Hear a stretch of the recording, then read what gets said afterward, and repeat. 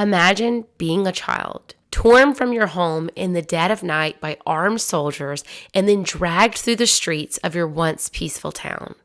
Your parents are gone, taken in the chaos, and you're left alone in a freezing camp where the air is thick with ash and fear. Every day, you wake to a gnawing hunger that's never satisfied. Each night, wondering if you'll survive to see another sunrise. Sometimes hoping that you won't. You learn to stay quiet, to hide your tears, and to hold on to the memories that feel like they belong to someone else. But hope flickers in the darkest corners that one day the Allies will prevail and you will be set free. This is the story of the children of World War II, a story of resilience, loss, and the haunting legacy of one of history's darkest chapters.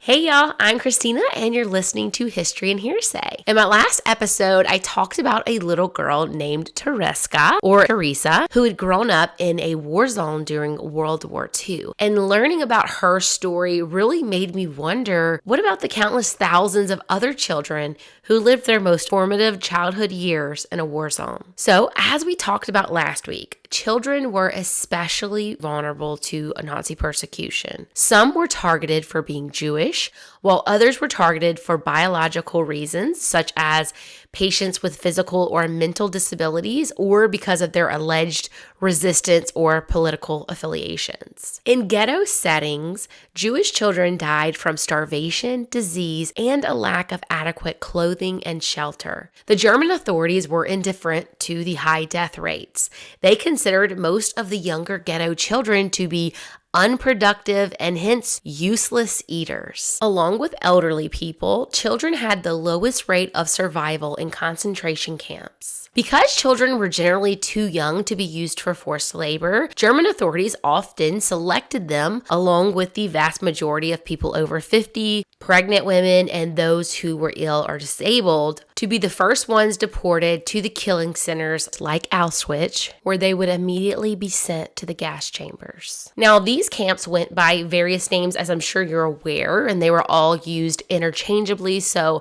they would call them concentration camps, death camps, killing centers, death factories, or even extermination camps. SS and police forces in German-occupied Poland and the German-occupied Soviet Union shot thousands of children at the edge of mass graves along with their parents. Jewish and non-Jewish adolescents, meaning those over the age of 12, typically 13 to 18, had a greater chance of survival than younger children, as they were often spared to be used as forced laborers or as the subject of medical experiments. The teenagers frequently died from the poor conditions inside these camps. Many children were killed immediately after birth or in institutions, and children born in ghettos and camps typically only survived if they were hidden away by other prisoners. Those housed in orphanages weren't so lucky. When the decision was made in September of 1942 to transport children from the Warsaw Ghetto Orphanage to the Chełmno Killing Center, Janusz Korczak, the director of the orphanage, refused to abandon the children under his care and accompanied them on the transport to the Treblinka Killing Center and all the way to the gas chambers, sharing their fate. Now, it wasn't just Jewish children, as I mentioned, that were being persecuted. Non-Jewish children from other certain groups were targeted as well. Romani children were killed in concentration camps. Now, last episode, I misspoke and I said Romanian, but I meant Romani. And thousands of non-Jewish German and Polish children were shot as civilians in the German-occupied Soviet Union along with their parents, and many were murdered in reprisals or institutions. The German authorities also interned non-Jewish orphan children whose parents the German military and police units had killed in so-called anti-partisan operations. Now, when children weren't immediately killed, it was because the German authorities had another purpose for them. A number of children were incarcerated in concentration camps and transit camps so that SS physicians and medical researchers could perform medical research on them. And this often included twins because of these shared genetic traits. Often these medical experiments resulted in the death of children, which, depending on what type of experiment was being done on them, may have been a relief. The medical experiments done on children are some of the most horrifying stories. Also man hat uns behandelt, als wenn We were treated as though we just didn't exist, as if we just weren't there. Wissen Sie, es ist etwas. You know, it is terrible when a person's dignity is taken away from him, that you are nothing anymore. Wir sind doch Menschen und keine We are Tiere, people, wo Sie not ganz animals spielen they können can und so study. weiter. Warum sollten Why should wir we do das it? machen? We Wir haben resisted. uns geweigert. Es ging ein ganzes It Jahr went hin und on her. for a year like this, Natürlich war back and das so. forth. Das Haus ist Our ja house immer was mit always being SS watched bewacht. by the SS. Kamen mit SS-Autos vor, They came with rein cars, und dann haben took sie us uns to in die various Kliniken clinics. gebracht, in verschieden, was They always had one keine, pretext, Entschuldigung, always our gypsy immer mit blood. dem Blut. Dr. Professor Heide, he did all the same medical research on gypsies, on Jews. We were identical twins, gypsy twins, two little girls, born on the 3rd, 1943, in a clinic, a research clinic. When my mom had to bring us in, they did all this research. And at that time, when they went back to check on us, and there was only one in there, and then she found out that my sister Rolanda was in the bathtub where the nurse took her, and she had a bandage around her head. Und als ich in der Mitte von When der I got halfway up the stairs, a young nurse met me and she said, "Are you looking for something?" And I said, "Yes, where are the newborns?" She said, "The twins are just on the left here." Da hab ich das Then I Kind grabbed the genommen, child and heard my father say in Sinti, "For heaven's sake, leave the pillow and the blanket. That's stealing. They'll have a reason to arrest us." pack die Kleine so, I grabbed the child as she was and ran halfway down the stairs. und die Treppe runter, mein Vater kommt mir entgegen, My father ran toward me, tut took in the child, einen, Ruck put her under his coat and fled. und flüchtet. Und in dem Moment gehe ich rauf. I went back up and my mother hit one of the Meine nurses. Schwester, der, ja, schon durch There was a lot of chaos as she tried to shove my mother back Mutter and shut the door. zurückschieben. Und She hat didn't know dazu we already had one Ich habe aber child. nicht gewusst, dass ich das Kind schon habe. Und in dem At that moment, another nurse came as if sent by God and said to the doctor, "Tell the woman you took the child into the operating room and brought it out dead. Operationssaal getan haben. Und What dann have you done with the child? Wo haben Sie denn das Kind? The woman wants to Die see Frau her will dead das child." Kind sehen. Und And da that's ist mir meine- when my arms just... sind die I just Situation cannot kann describe ich this nicht to you. beschreiben. Helga Gross was born in 1923 in Hamburg, Germany. After being diagnosed as deaf, Helga's parents were determined to give her as much of a normal life as possible. They encouraged her to learn to sign and lip read. Can y'all hear my dog? She is crunching so loud. Of all the places she can eat, she comes in here. And she even learned to speak multiple languages as a child, which, considering she was deaf, is pretty impressive. Helga was only 10 when Hitler came to power in 1933, but she remembers the whispers of how bad it was. She said she remembers the feeling that this was a very negative thing that was happening. Helga was one of 4 children. She and one of her brothers were deaf, while another brother and sister could hear. When she was just 11 years old, her parents received a letter from the government that Helga was to be sterilized so that her deafness would not be passed down to any potential children. They managed to delay for several years, but when Helga was 16 years old, her parents feared that continuing to delay would endanger Helga's life. So, very sorrowfully, they gave in to the summons, and Helga was forcefully sterilized.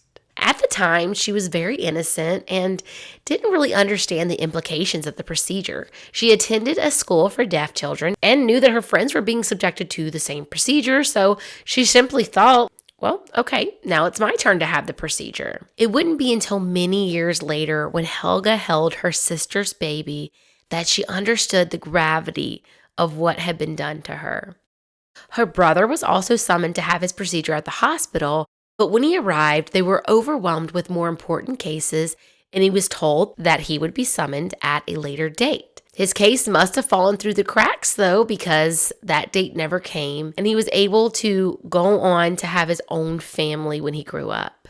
Years later, as an adult after the war, Helga met the man who would become her husband. He was also deaf and had refused to comply to the summons to be sterilized multiple times until eventually he was forcibly taken. Once there, he had fought so hard that they had held him down and performed the sterilization without anesthetic. That sounds so incredibly traumatic. Helga's husband was kind of relieved to fall in love with someone else who also couldn't have children because he didn't want to be responsible for taking that dream away from someone else. The two of them had this incredibly traumatic shared experience, and they just understood each other. Now, sometimes when we're confronted with such terrible atrocities like the ones during World War II, we can look back and wonder if anyone had the forethought to do something before things got to the point that they did. And when it comes to the issue of protecting children, there were several different groups within several different countries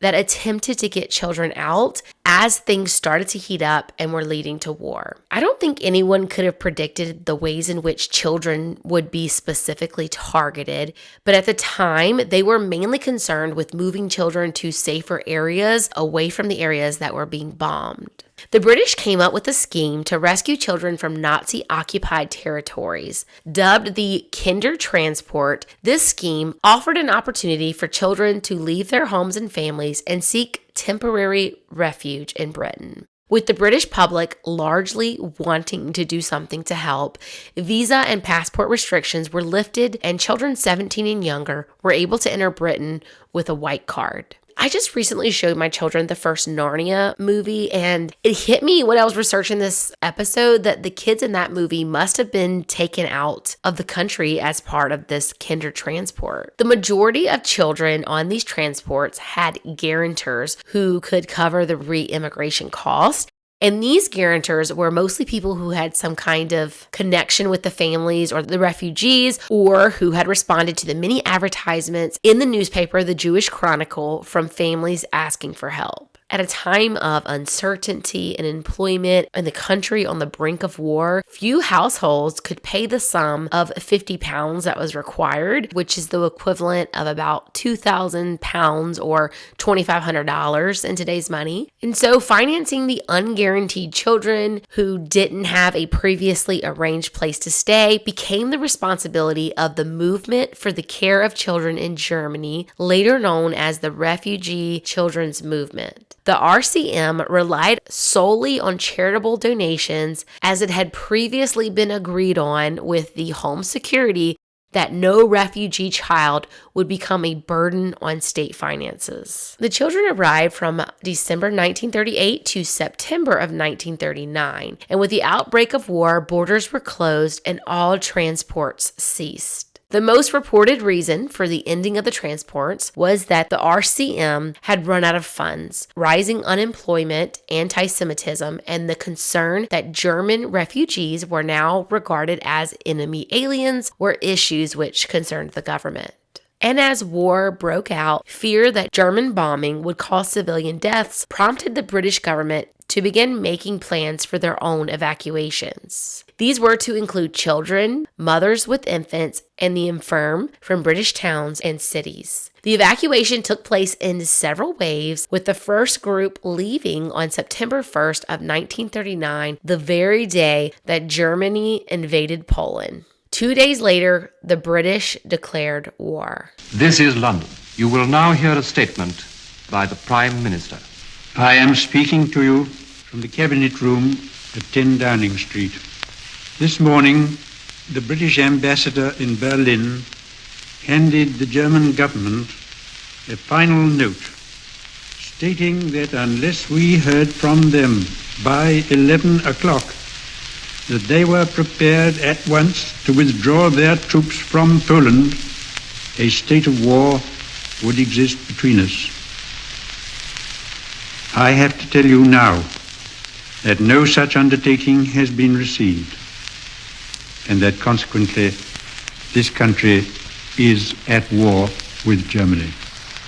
These evacuations were voluntary, but the fear of bombing, the closure of many urban schools, and the organized transport of school groups helped persuade families to send their children away to live with strangers. Over the course of 3 days, 1.5 million evacuees were sent to rural locations considered to be safe. If you're watching this episode and not just listening, I'm showing a photo of the first group of school children to evacuate. They assembled at Myrtle School in Stepney on September 1st, 1939. The adults accompanying them were wearing armbands, which identified them as volunteer marshals. Evacuation was a huge logistical exercise which required thousands of volunteer helpers. These volunteers were made up of teachers, local authority officials, railway staff, and 17,000 members of the Women's Voluntary Service, or WVS. The WVS provided practical assistance looking after tired and apprehensive evacuees at railway stations and providing refreshments along the way. Volunteers were also needed to host evacuees. The children in this photograph I'm showing now were evacuees from Bristol who had arrived at Brent Railway Station near Kingsbridge in Devon in 1940. These parents were given a list detailing what their children should bring with them, and these items included things like a gas mask in a case, a change of underclothes, night clothes, primisoles or slippers, spare stockings or socks, a toothbrush, comb, towel, soap, face cloth, handkerchiefs, and a warm coat. The children pictured here seem well equipped for their journey, but many families really struggle to provide their children with all of the items listed. Evacuees and their host were often astonished to see how each other lived. Some evacuees flourished in their new surroundings, and others endured a miserable time away from home. Many evacuees from inner city areas had never seen farm animals or eaten vegetables, and in many instances, a child's upbringing in urban poverty was misinterpreted as parental neglect. Equally, some city dwellers were bored by the countryside or even used for tiring agricultural work. Some evacuees made their own arrangement outside the official scheme if they could afford lodgings in certain areas that were regarded as safe, or if they had friends or family members that they could stay with. Many stately homes in the English countryside were given over for use as nursery schools or homes for young children evacuated from cities across the country. Now, there was a series of photographs taken called Children in Wartime, and this work was commissioned in 1940 by the War Artist Advisory Committee, who wanted a record of the civilian evacuation scheme. By the end of 1939, when the widely expected bombing raids on cities had failed to materialize, many parents whose children had been evacuated in September decided to bring them home again. By January of 1940, almost half of the evacuees had returned home. The government produced posters urging parents to leave evacuees where they were while the threat of bombing remained likely. Additional rounds of official evacuation occurred nationwide in the summer and autumn of 1940, following the German invasion of France in May and June, and the beginning of the Blitz in September. Now, these evacuations were still voluntary, and many children remained in the cities. The German V-weapon attacks on cities in the east and southeast of England, which began in June of 1944, prompted yet another wave of evacuees from these cities. Now, for many of these British families sending kids to the countryside, if they weren't able to go with them, it must have been a considerably difficult decision. And for those parents in Nazi-occupied territories, I can only imagine how difficult of a decision it would have been to place your child on a train and send them to an entire different country all alone, especially if you didn't have direct family sponsoring them. Now, if you look at the dates of the kids who took the Kindertransport, they were out of the country before the war had officially started. So just to have the forethought to know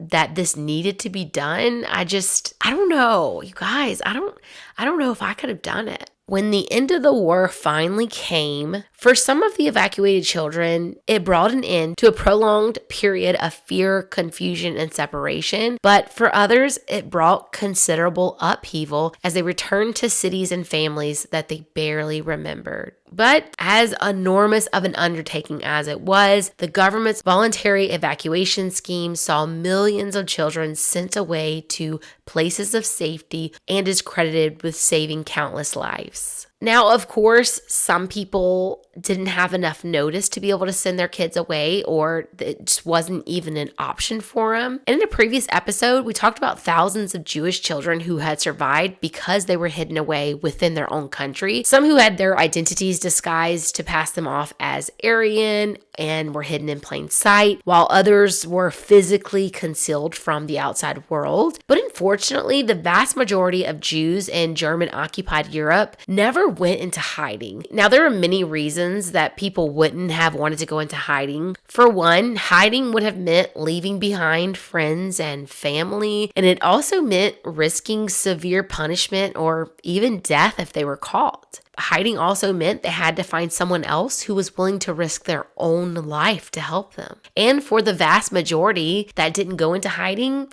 I think they were kind of just hoping that if they could comply and go along with the rules, and they would stay safe enough for the Allies to secure a victory. Kind of like the parents I mentioned with the deaf children. They were complying to save their children's lives long enough for the war to hopefully come to an end. Sadly, the willingness or ability of non-Jewish populations to rescue Jewish lives never matched the Nazis' desire to destroy them. Even in countries where hatred for the German occupiers ran deep, anti-Nazism did not necessarily generate aid for Jews. The Nazis portrayed Jews as carriers of disease and criminals. But Jewish or not, involving yourself with anyone who was the current target of the Nazi regime was putting your own life at risk. And while we would all like to think that we'd be brave enough to stick our own necks out to save someone else, the reality is the vast majority of people will always choose self-preservation above pretty much everything else. Risking your life for someone you love,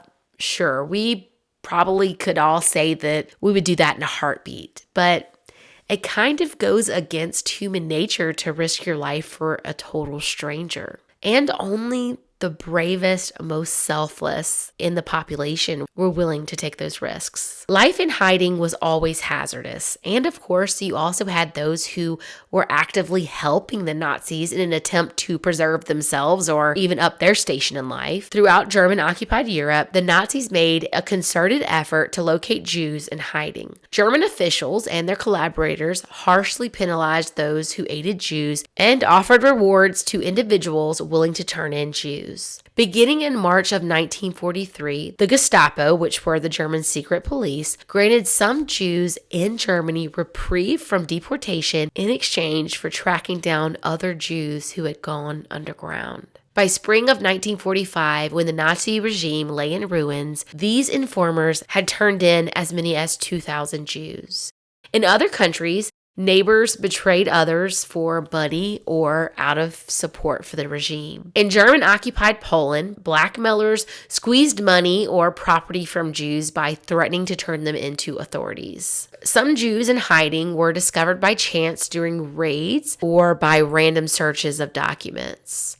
A slip of the tongue, improperly prepared false documents, or gossip could lead to arrest and deportation. Denouncements of Jews to German authorities came from a variety of different sources, sometimes even from their protectors. In 1944, Eva and Leanne Munza were reported to the police as a result of a domestic fight between their rescuers. The irate husband denounced his wife and the two Jewish girls. The Munza sisters were sent to Auschwitz and killed. And of course, you did have the lucky ones who were saved by the courageous acts of those who found it within themselves to lend aid. When Germany invaded Poland on September 1st, 1939, Sarah was just 3 years old when she and her mother were forced into a ghetto. One day, a Polish Catholic policeman warned them that the ghetto was about to be liquidated. He sheltered Sarah and her mother first in his house, then in a potato storage bunker, and then in a chicken coop on his property. I was in that shack hiding for over 2 years. Never went outside. In the winter it was very cold, in the summer it was hot. He used to bring us a loaf of bread for both of us every day and a bottle of water. Once in the blue moon, for a special occasion, he would bring a little soup. And sometimes, if he had to go away on business, where they send him to another town for a day, his wife or his daughter will never give us anything. So we starve for a day or two until he can be back. At night, sometimes my mother used to sneak out to clean up the pot. I never went out. She wouldn't let me out, and I was afraid to. We didn't have anything to do. I didn't have anything to play. I was at that time 6 years old. I used to play with the chickens and play with the straws. There was a lot of straw on the floor, and he put up a kind of a mattress or something where we slept in a corner with blankets, and that was where we stayed. Sarah hid there for more than 2 years until the area was liberated by Soviet forces. After the war, Sarah immigrated from Europe, first to Israel in 1947 and then to the United States in 1963. I lived in Michigan for about 6 years, and during that time, I was able to visit the Holocaust Museum in Farmington Hills several times. And during 2 of my visits, I was able to hear actual survivors speak. One of them was a gentleman who was just about 5 years old during the war, and he and his brother had both been hidden for several years, pretty much during the entirety of the war, by a farmer who had hidden them in the woods. And the farmer would come out and bring them food, and sometimes he would let them stay in the barn when it was too cold. I wish that I could remember his name so that I could look him up, but there's just really something special about hearing an actual survivor speak in person. And I know we don't have many years left for these survivors as they're all getting pretty elderly. So if you ever have the opportunity to hear directly from a survivor, I would definitely recommend that you take that opportunity because it's truly something special. By the time World War II ended in 1945, 6 million European Jews had died in the Holocaust, and at least 1.5 million of those Jewish victims were children. When looking at non-Jewish children, tens of thousands of Romani, like I said, I misspoke last time, not Romanian, Romani children were killed, and 5,000 to 7,000 German children, as well as countless other Polish and other civilian children who just happened to be residing in the German-occupied Soviet Union. Some were directly targeted for being Jewish or for having some other type of physical or mental disability, like we mentioned before, while others were simply collateral damage in a brutal war. The thousands of children who survived did so largely by living their lives in the shadows. Many were given new identities and were hidden out in the open, as we talked about earlier and also in my previous episode about Irena, while others were physically hidden at risk of being discovered at any moment. As you can imagine, the physical and mental toll these dire conditions put on children was pretty great. In war, children are inevitably innocent victims, and in the carnage that was World War II, more children were killed or orphaned than at any other time in history. In my last episode, as I mentioned earlier, where we talked about the little girl named Teresa, and her time in a center for disturbed children, this term was historically used to refer to facilities or institutions that were designed to provide care, education, and therapeutic interventions for children with emotional or psychological disturbances.